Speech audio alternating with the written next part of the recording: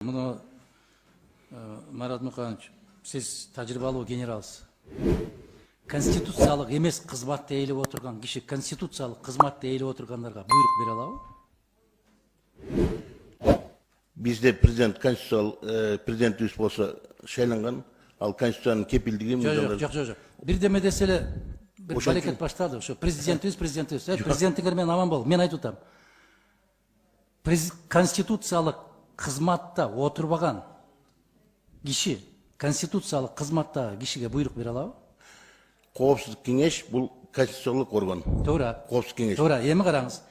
Россияны туурап киргизе салды. Мен айтып атпаймынбы? Эртең менен күз күнү карайт, Москвада эмне болгон болсо ошону сокуртуп бойдон кайталай беребиз.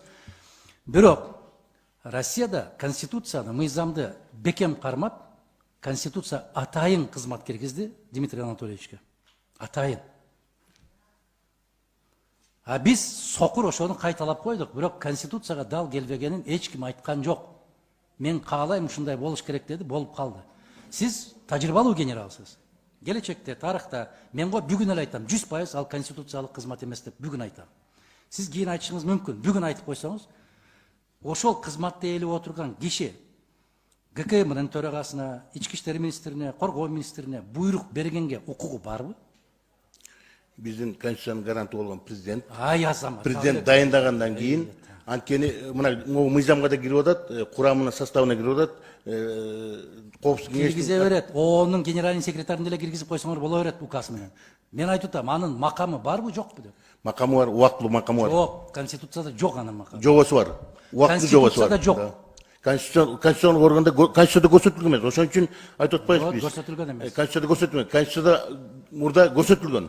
Мурдагы конституцияда көрсөтүлгөн. Жок, мурдада жок эле. Мурдагы мыйзамда көрсөтүлгөн. Жок. Ошондо кимдер турарын. Мына азыркыда болсо конституцияда президент өзү аныктайт деп атат. Марат Муканович, илгери деле президент өзү аныктаган, эч ким аралашкан эмес.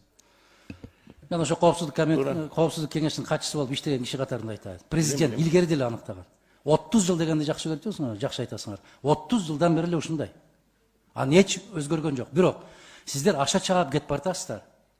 Конституциялык эмес кызматты конституциялык кызматтардан жогору коюп коюп атасыңар. Сиз билесиз муну, макулсуз менен, бирок билем да абалыңыз, жагдайыңыз туура келбейт азыр андай жооп. Адакын Кесимбаевич, эгерде чынына келсек, бул юридикалык жактан изилдене турган маселе экен. Бирок президентибиз муну дайындагандан кийин, өзү дайындагандан кийин ал өзүнүн ишин жазып атат. Бирок билесиздер, коопсуздук кеңештин төрагасынын астында, президенттин астында секретариат иштейт. Мен секретарь катары президентке түздөн түз башыйм. Мен орынбасарына да башыйм, башка да башыйм, түздөн түз президент башыйм. Мына себеп сиздин конституциялык кызматыңыз бар. Да. Сиз мыйзамды отурасыз. Туура. Ал мыйзамсыз отурат. Мыйзамсыз деп айтыш кыйын. Конституциясыз. Дагы жолу айтам, юридикалык жактан бир талкуулап көрөбүз. Эмнеге унчукпай калды билесизби? Талант Масадыков деген тажрыйбалуу, сабаттуу инсан, ал билип турат өзүнүн абалын.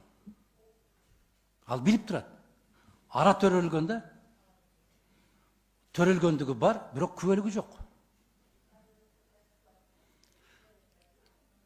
Адакан Кесимбаевич, мына жана мыйзамды улуттук коопсуздук боюнча чалгындоо жөнүндө талкуулап атканда анча-мынча вопрос болуп кетпеди, суроолор. Ошондо дагы тигиндей кырдаал болуп кетсе, мындай кырдаал болуп кетсе, силер кантесиңер, өзгөчө чалгын органдары.